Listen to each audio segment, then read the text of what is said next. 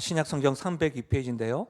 갈라디아서 1장 6절에서 10절까지의 말씀 한 절씩 교독하시고 마지막 절은 합독하도록 하겠습니다. 6절입니다.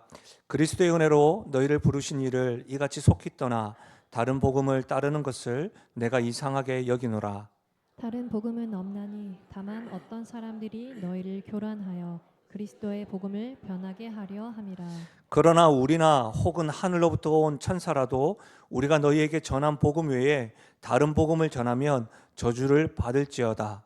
우리가 전에 말하였거니와 내가 지금 다시 말하노니 만일 누구든지 너희가 받은 것 외에 다른 복음을 전하면 저주를 받을지어다. 함께요.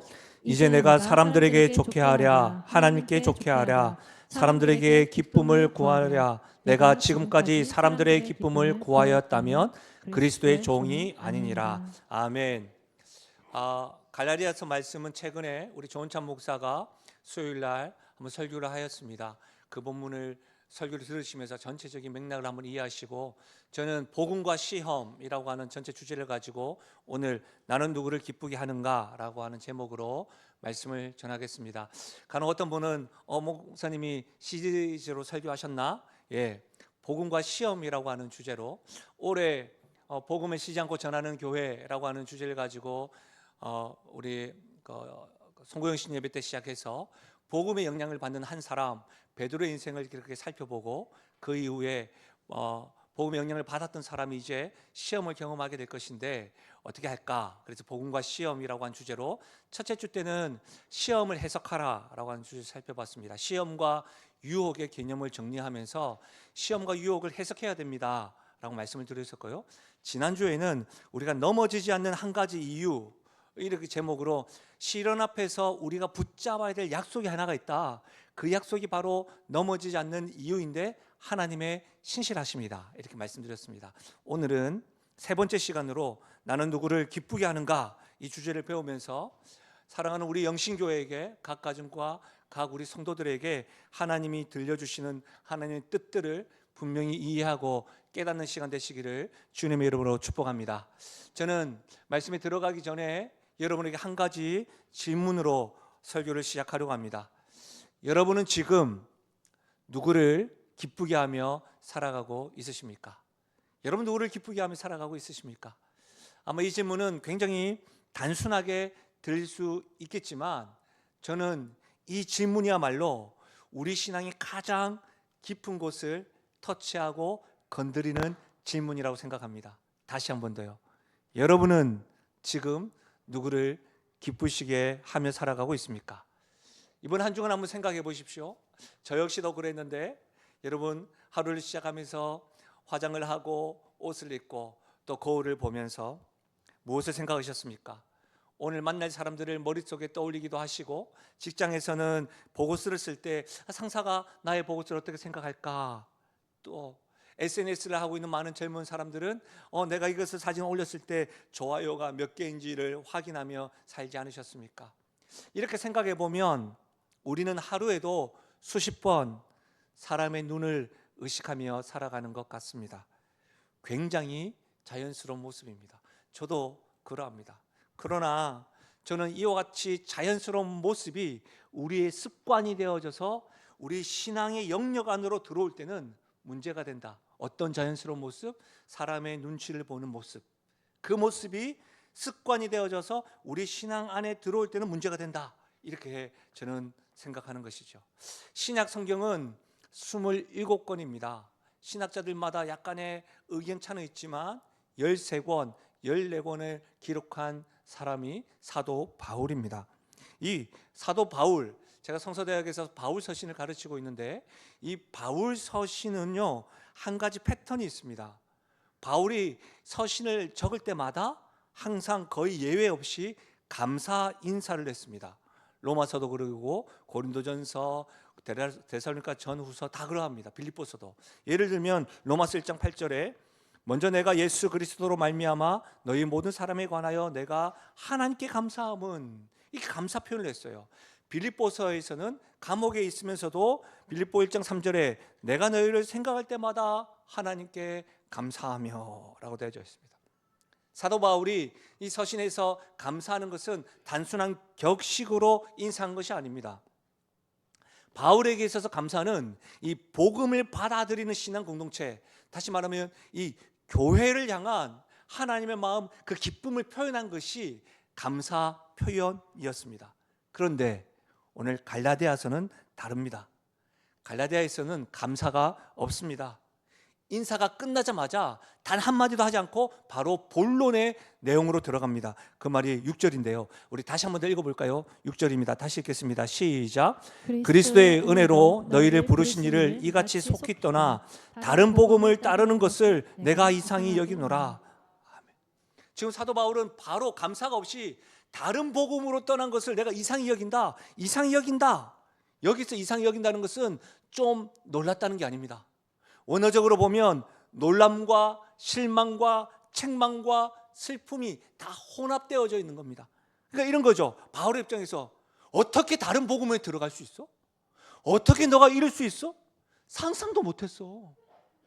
어떻게 너희의 모습이 이렇게 변할 줄은 내가 믿어지지가 않아. 이렇게 감정이 이렇게 상심한 가운데 이야기했다는 거예요. 왜 그랬을까요?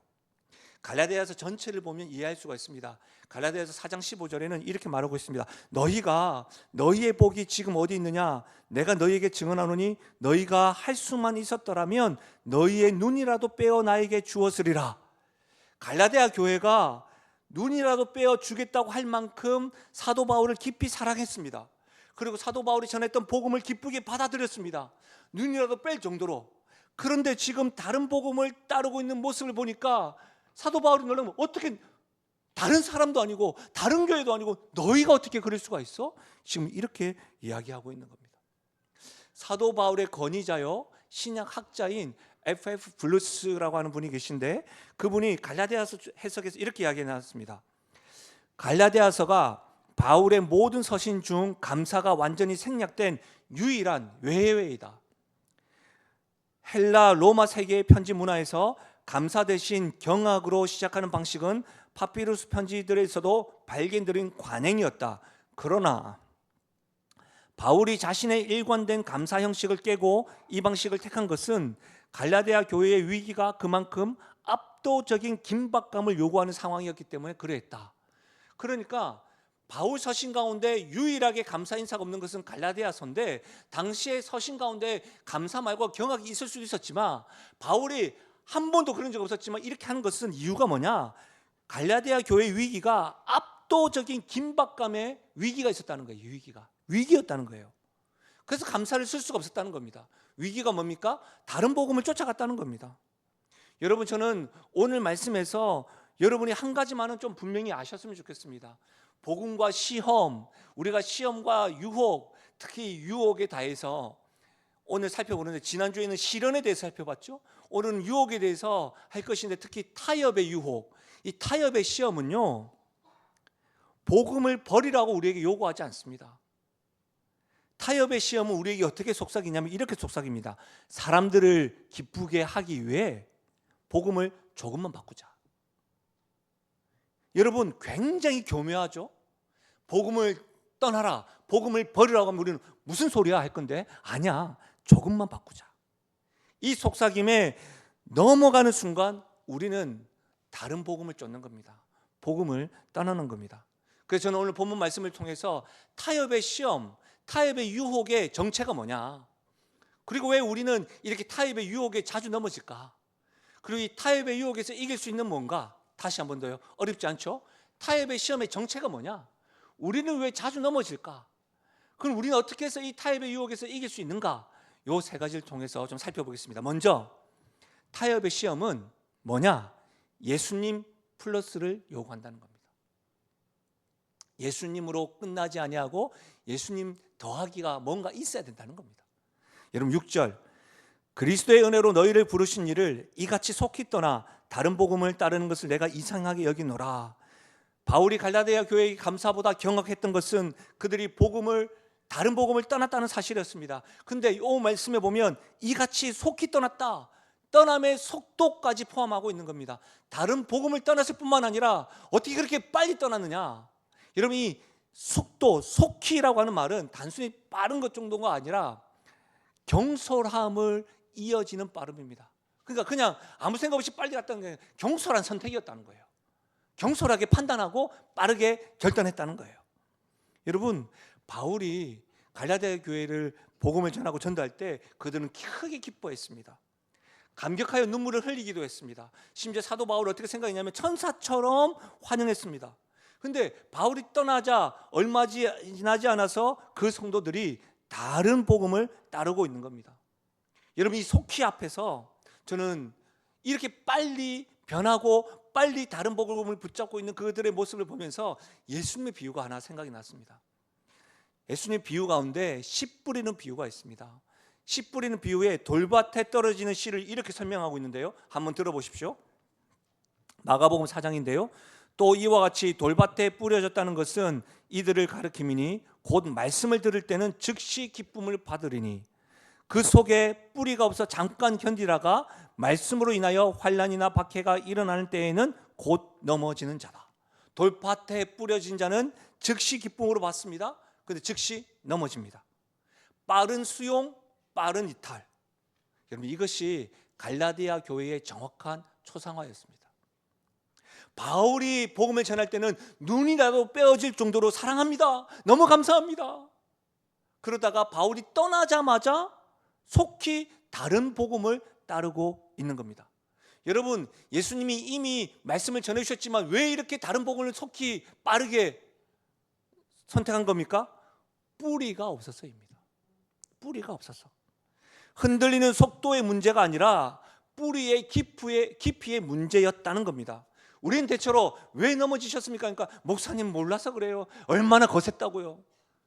아무도 모를 거예요. 제가 지금 경험하고 있는 이 고통을. 이런 식으로 우리는 이야기를 많이 합니다. 바람이 세게 불어서 나무가 쓰러진 것이 아니라 실제로 뿌리가 얕아서 쓰러진 것입니다.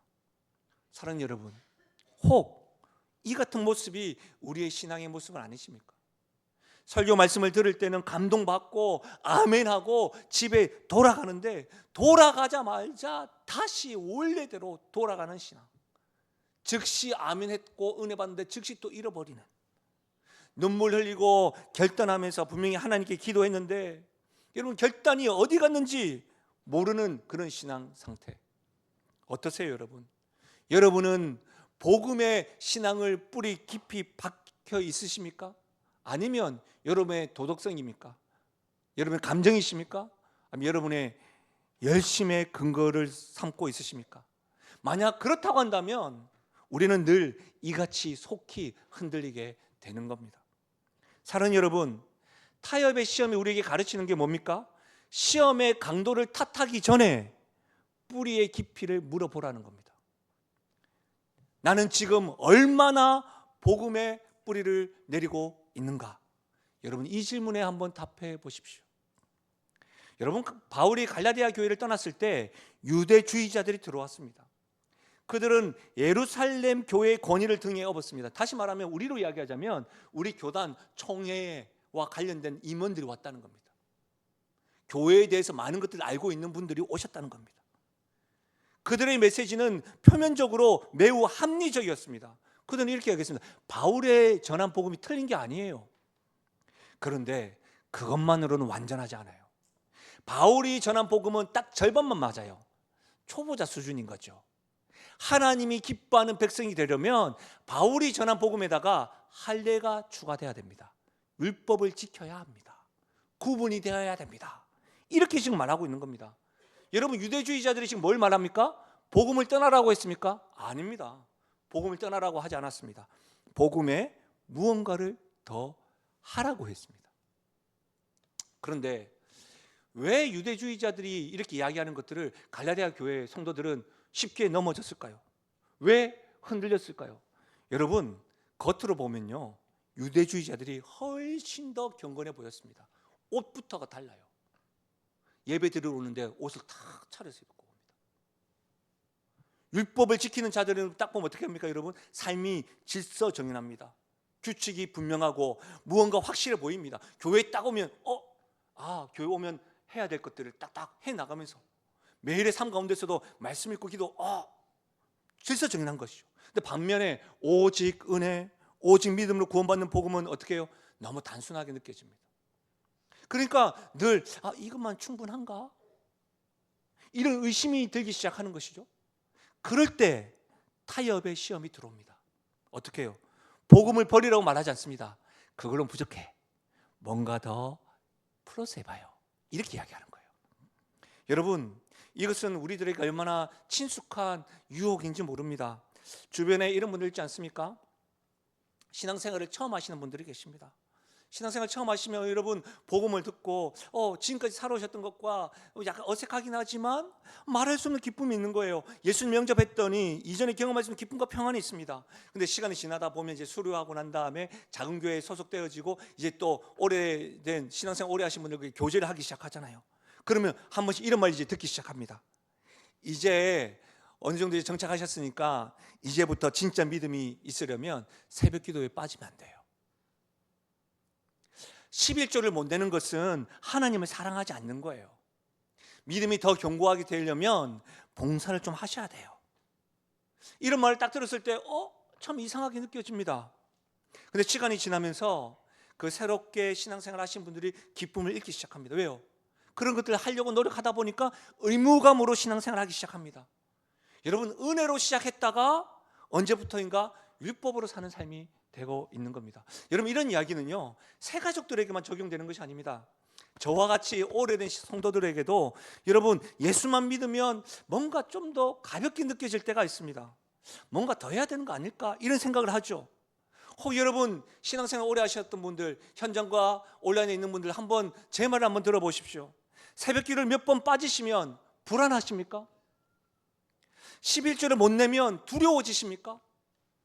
봉사를 안 하면 하나님이 실망하실 것 같고, 내가 하나님 앞에 바로 서지 않으면 자녀들에게 뭔가 혜택이 안 갈 것 같고 복이 더 흘러가지 않을 것 같고, 그런 불안감이 있으십니까? 여러분, 이것은 나쁜 것이 아닙니다.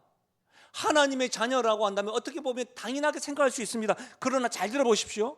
이런 행동들은 은혜에 반응하는 행동입니다. 은혜에 감사해서 해야 되는데 어떻게 해요? 구원을 유지하기 위한 조건으로 하는 것은 잘못됐다는 말입니다. 다시요, 너무 중요합니다. 우리가 하는 모든 행동들은 하나님의 은혜에 감사해서 은혜에 반응하는 것이지, 나의 이 구원을 유지하기 위한 조건은 잘못됐다는 사실을 꼭 명심하십시오. 만약 이 순간이 여러분이 구원을 유지하기 위한 조건으로 의무를 다하고 봉사를 하고 헌금을 하고 애쓰신다고 한다면 그것은 벌써부터 은혜의 나라를 떠나서 율법의 나라로 이동하고 있는 겁니다. 사랑하는 여러분, 예수님만으로 충분하다는 이 복음이 예수님 플러스 새벽기도, 예수님 플러스 봉사시간, 예수님 플러스 교회 출석 횟수로 바뀌는 순간 우리는 이미 다른 복음으로 이동하고 있다는 것을 명심하셔야 됩니다. 여러분, 저는 오늘 어쩌면 10년 만에 여러분에게 불편한 진실 하나를 말씀드리려고 합니다. 어쩌면 너무 불편하실 수 있습니다. 그러나 여러분 들어보십시오. 우리는 모두 본능적으로 행위 구원론자입니다. 은혜로만 구원받는다는 것이요, 우리는 본성적으로 안 맞아요. 여러분 한번 증명해 볼까요? 여러분을 이렇게 단정 짓는 게 아니라 우리 모두예요. 우리 모두, 저를 포함해서 우리는 다 행위 구원론자예요. 은혜로 구원받는다? 이게 잘 안 믿겨지는 거죠. 마태복음 20장에 보면 포도원 품꾼들 비유가 있습니다. 아침 일찍 9시에 나온 사람이 있고 퇴근 직전 5시에 나온 사람이 있습니다. 그런데 뜨거운 햇살 아래서 하루 종일 일한 일꾼과 퇴근 직전에 온 일꾼들에게 하나님께서 똑같은 삭스를 줍니다. 우리는 이 비유를 들을 때마다 솔직하게 마음에 어디선가 불편합니다. 이거 좀 언페어하지 않냐, 불공평하지 않느냐, 이런 마음이 드는 거죠.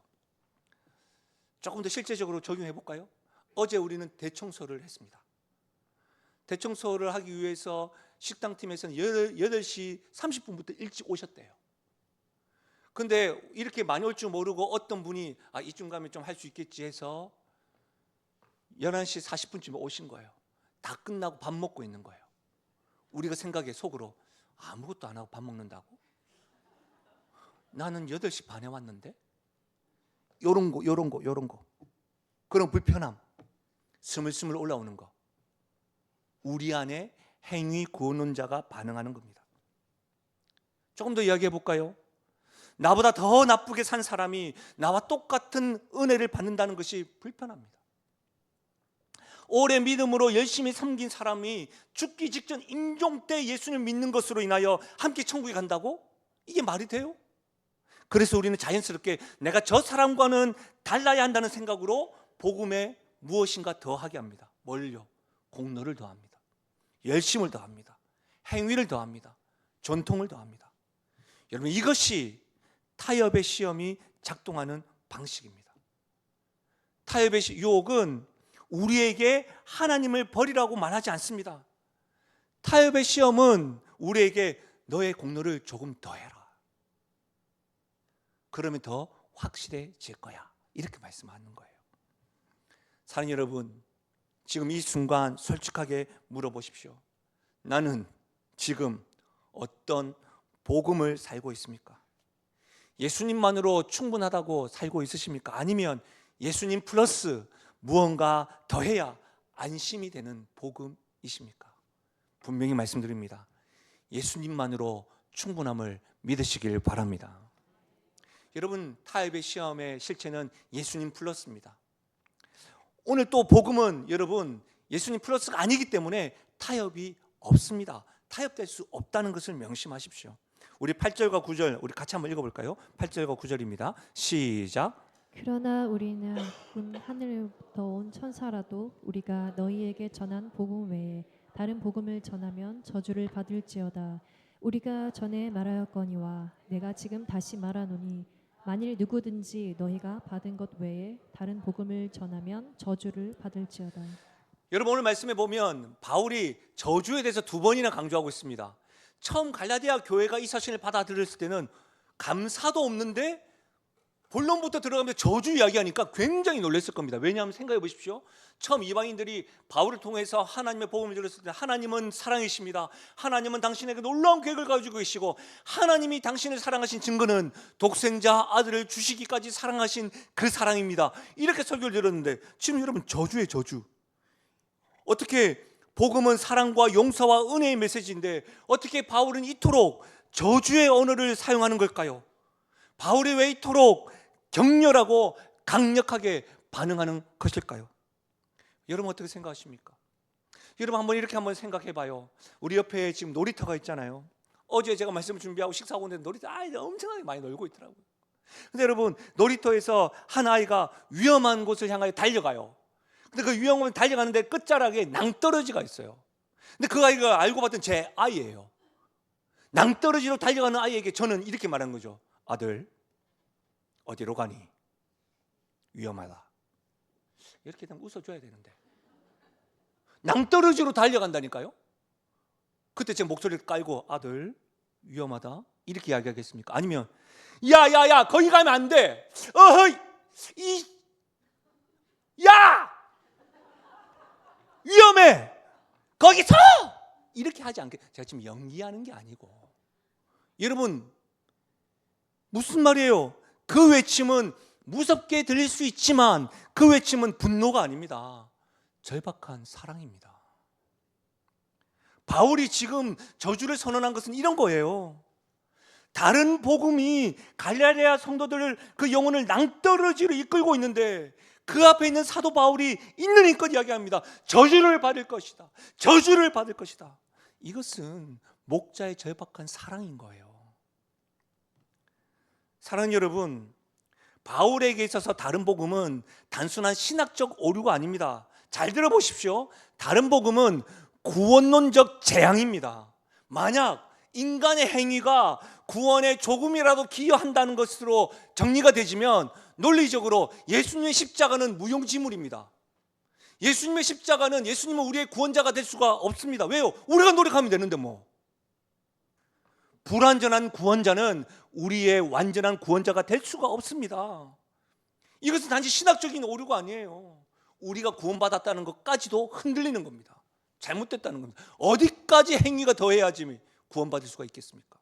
아닙니다, 여러분. 그런데 여기서 좀 주목해야 될 것은 뭐냐면 8절이에요. 8절에 보시면 사도 바울이 뭐라고 이야기하냐면 우리나 혹은 하늘로부터 온 천사라도 라고 되어져 있어요. 바울 자신과 천사까지 포함하고 있는 거예요. 여러분, 이것을 이해하는 게 굉장히 중요해요.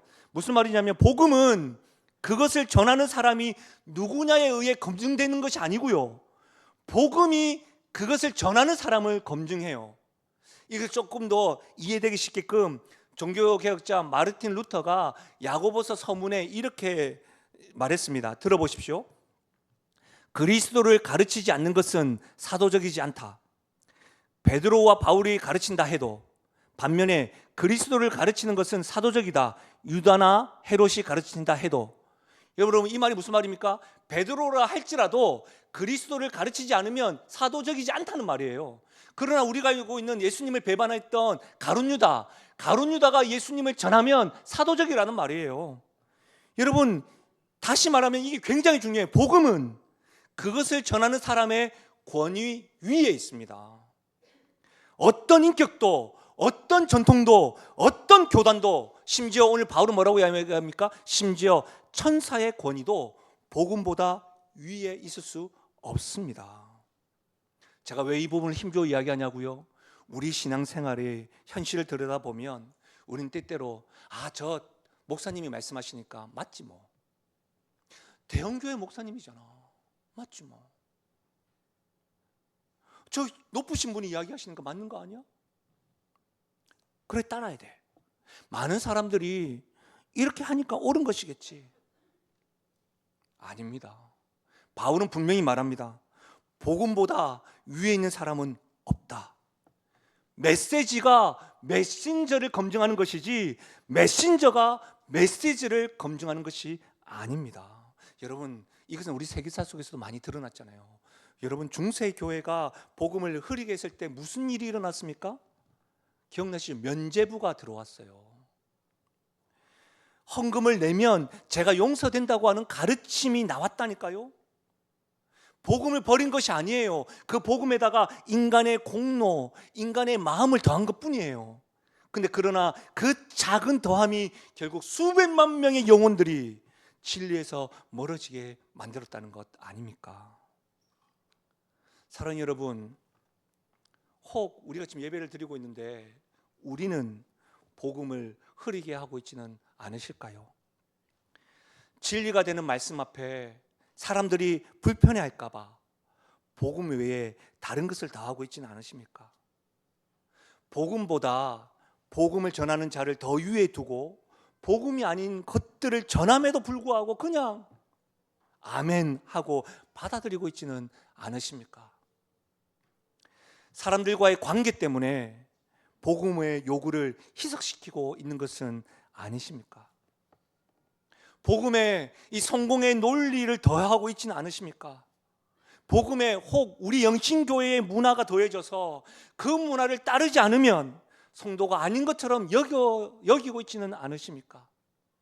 제가 여러분에게 질문 드리고 있지만 제가 이 설교원글을 작성을 하면서 저 자신에게 질문을 해봤어요. 나는 복음을 흐리게 하고 있지는 않은가? 여러분 어떻습니까?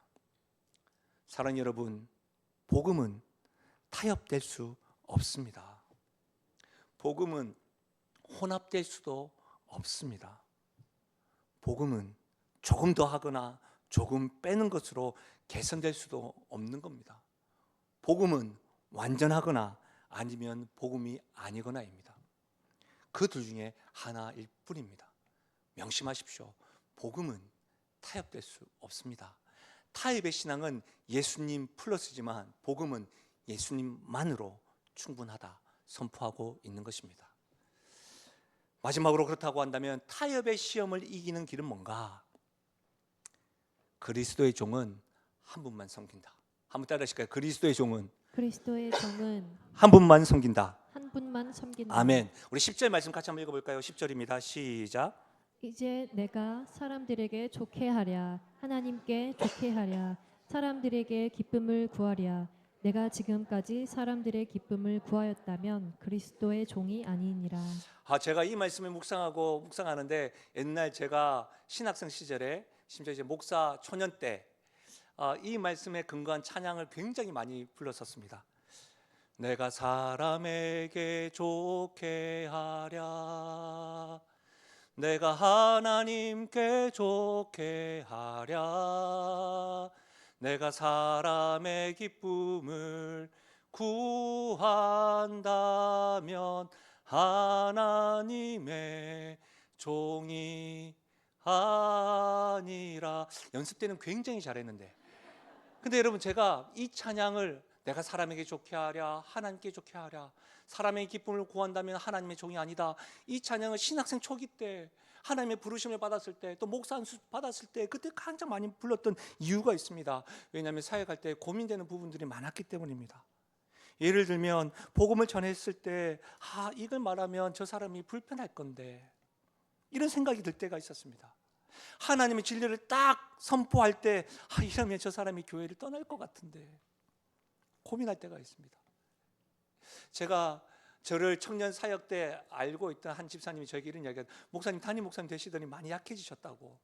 청년 때 본인이 청년 때 했던 것처럼 그 날카롭게 강하게 설교해 달라고 이렇게 이야기하더라고요.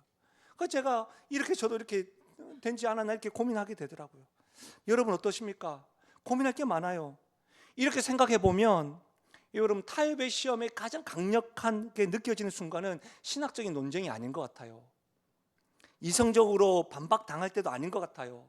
타협의 시험에 가장 강력한 것은 관계가 깨어질까 봐 두려운 것 같아요. 관계가 깨어질까 봐. 특히 우리가 사랑하는 사람과의 관계가 중심이 될 때 그 관계가 끊어질까 봐 복음에 대해서 타협이 일어나는 것이죠. 제가 아는 분의 이야기입니다. 대학 시절 믿음이 좋았던 청년이었습니다. 청년 시절 이 동아리 활동을 하면서 복음을 전하는 데 열심히 했습니다. 근데 어느 날 그 동아리에서 가장 친했던 친구가 이렇게 말했답니다. 야, 너 너무 요즘 종교적으로 구는 거 아니야? 그러면 너하고 나 사이 좀 불편하다. 이 이야기가, 그 한마디가 그 청년의 마음에 들어온 거예요. 그날 이후로 조금씩 복음을 말하는 것을 자제하기 시작했는데, 처음엔 작은 것이었습니다. 근데 문제는 그 시간 이후에 그 청년의 신앙은 그 관계의 그늘 안에서 자리를 감춰버렸습니다. 사랑하는 여러분, 이것이 타협의 신앙의 뿌리입니다. 이것을 고집하면 저 사람이 나를 떠날 거야. 이 진리를 말하면 우리 사이가 어색해질 거야. 혹 이와 같은 속삭임이 여러분에게 들리고 있지는 않으십니까? 갈라디아 교회 성도들 역시도 이 두려움 앞에서 흔들렸습니다. 왜냐하면 그들은 이방인이었거든요. 이방인들이 유대인 공동체에 살아가려고 하면 그들 살아가지 못할까 봐 불안감이 있고 사회적인 고립감을 받고, 내가 저리가 어울리지 못하면 어떨까, 이런 불안감 때문에 흔들어 놓은 것입니다. 사랑하는 여러분, 저는 관계가 중요하지 않다고 말하는 것이 아닙니다. 관계는 하나님이 주신 선물 맞습니다. 그러나 관계를 지키기 위해 복음을 타협하는 것은 결국 그 사람의 영혼을 포기하는 것입니다. 가장 사랑하는 사람에게 복음의 진실을 말하지 않는 것은 사랑처럼 보이지만 가장 깊은 배신입니다.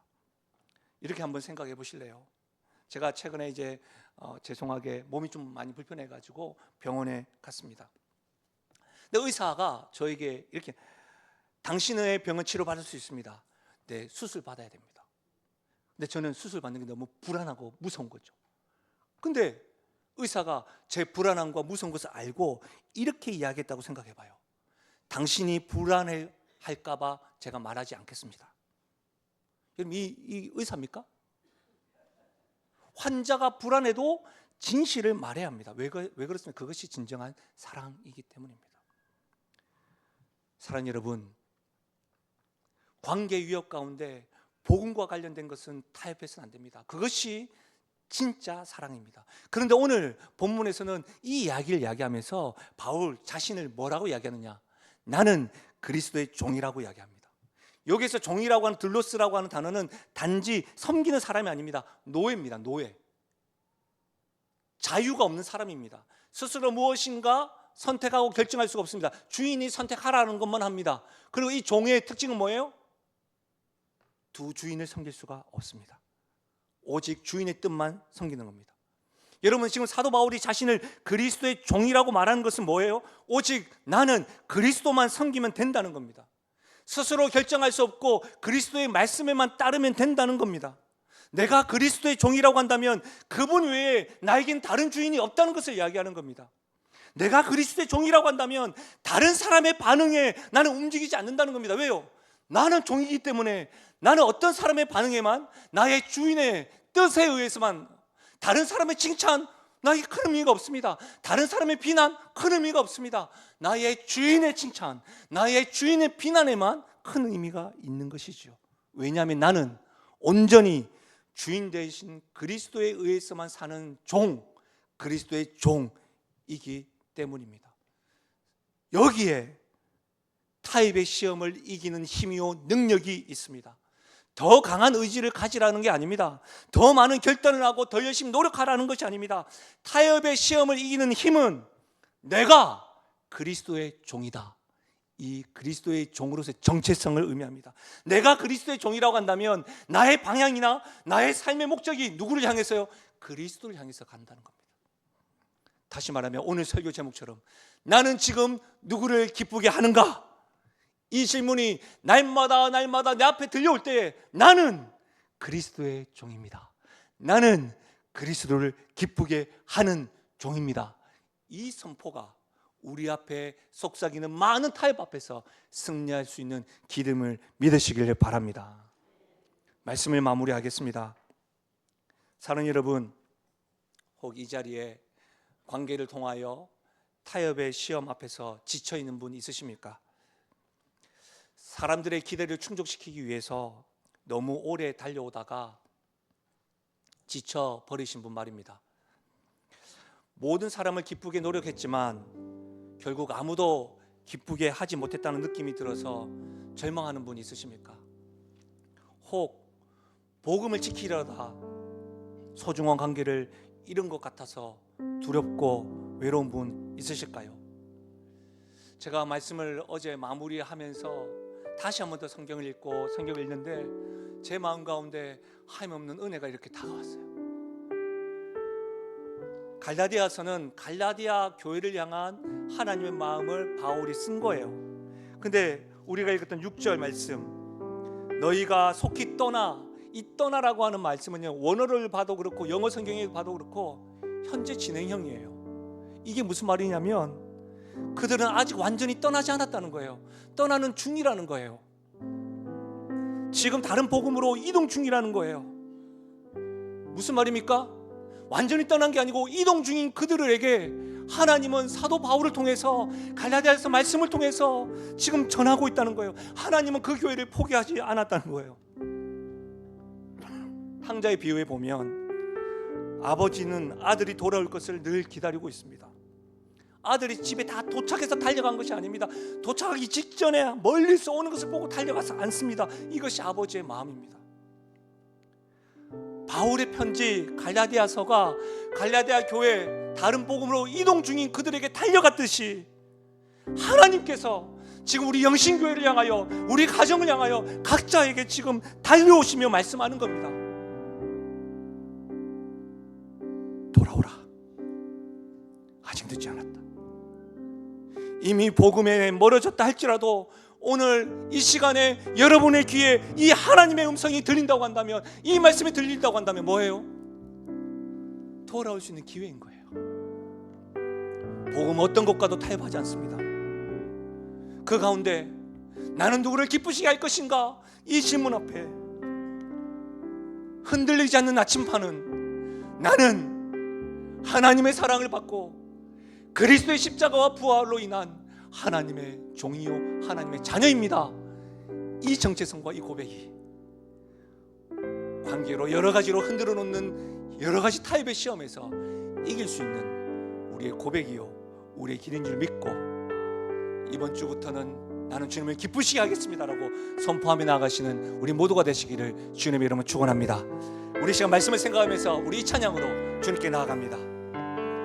나 주님의 기쁨 되기 원하네. 나 주님 기쁨 되기 원하네. 내 마음을 새롭게 하소서. 내 마음을 새롭게 하소서. 새 부대가 되게 하여 주사. 새 부대가 되게 하여 주사.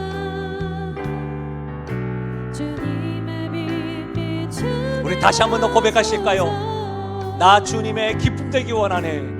나 주님의 기쁨 되기 원하네. 아멘. 내 마음을 새롭게 하소서. 새 부대가 되게 하여 주사. 주님의 빛 비추게 우리 주 앞에 이렇게 한번 고백하실까요? 내가 원하는 한 가지. 내가 원하는 한 가지. 주님의 기쁨이 되는 것.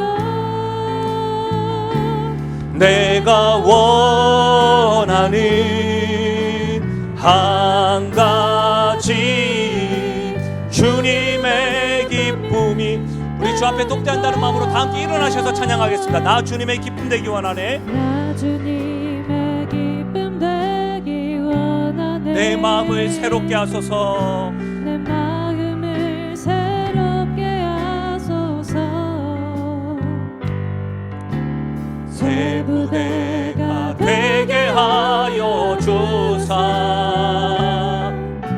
주님의 빛 비추게 하소서. 내가 원하는 한 가지. 내가 원하는 한 가지. 주님의 기쁨이 되는 것. 내가 원하는 한 가지. 주님의 기쁨. 아멘. 내가 원하는 한 가지. 내가 원하는 한 가지. 주님의 기쁨이 되는 것. 내가 원하는 한 가지. 주님의 기쁨이 되는 것. 복음은 그 어떤 것과도 타협하지 않습니다. 우리를 흔들어 놓는 타협의 유혹 가운데 그때마다 여러분에게 이동 중인 갈라디아 교회에게 들려졌던 하나님 말씀, 나는 지금 누구를 기쁘게 할 것인가? 그 질문 앞에 나는 그리스도의 종이요 내가 원하는 것은 주님을 기쁘게 하기 위함입니다. 이 결단과 고백이 날마다 선포되어져서 타협의 시험 가운데 승리하시기를 바랍니다. 오늘은 제가 기도하겠습니다. 좋으신 하나님 아버지, 오늘 말씀 앞에서 우리 자신을 봅니다. 얼마나 자주 사람의 눈을 의식하며 살았는지, 얼마나 자주 관계의 두려움 앞에서 진리를 양보했는지, 얼마나 자주 복음에 다른 것을 더하며 안심을 찾으려 했는지, 하나님 아버지, 내 모습을 용서하여 주옵소서. 그리고 오늘 이 시간 우리에게 그리스도의 종이라고 하는 정체성을 새롭게 새겨 주옵소서. 사람의 눈이 아니라 주님의 눈앞에서 사는 삶, 사람을 기쁘게 하는 것이 아니라 주님을 기쁘게 하는 삶 살게 하여 주옵소서. 타협의 시험이 올 때마다 나는 누구를 기쁘게 하는가? 이 질문으로 돌아오게 하여 주시고, 나는 주를 기쁘게 하는 그리스도의 종이다, 이 고백과 결단이 날마다 새롭게 선포되어지게 하여 주옵소서. 그렇게 역사하실 주님을 찬양하옵고 예수님의 이름으로 기도하옵나이다. 아멘. 우리 함께 주 앞에 결단하며 찬양하며 나아가겠습니다.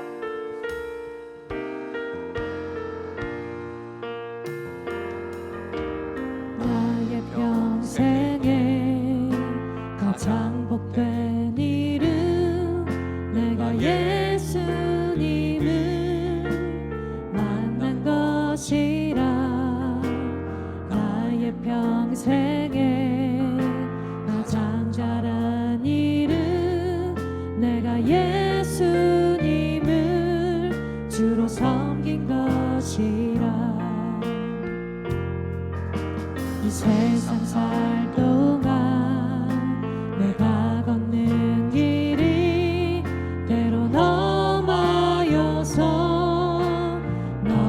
넘어질 때도 주의 강한 손이 나를 붙드시니 나는 예수님만 그리스도의 종으로 우리 주 앞에 이렇게 고백하며 나가실까요? 나는 주를 섬기는 것에 후회가 없습니다. 내가 걸어온 모든 시간 다 주의 은혜니 내가 걸어갈 모든 날도 주만 섬기며 살리 오직 예수 이름 부르며 우리 주 앞에 그렇습니다. 하나님 이것이 나의 간증이요 이것이 나의 찬송일세 나 사는 동안 끊임없이 구주를 찬송하리로다 나 사는 동안 끊임없이 구주를 찬송하리로다.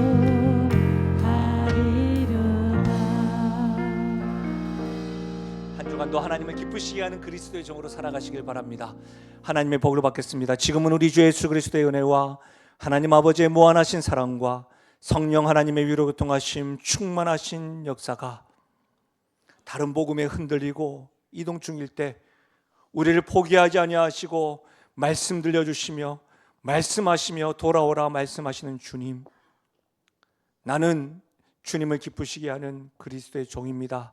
결단하고 선언하며 나아가기로 작정하며 나아가는 사랑하는 주의 백성들 머리 위에와 그들의 가정과 생업과 기도 제목 위에 특별히 사랑하는 다음 세대 머리 위에 지금부터 영원토록 함께 하시기를 축원하옵나이다. 아멘.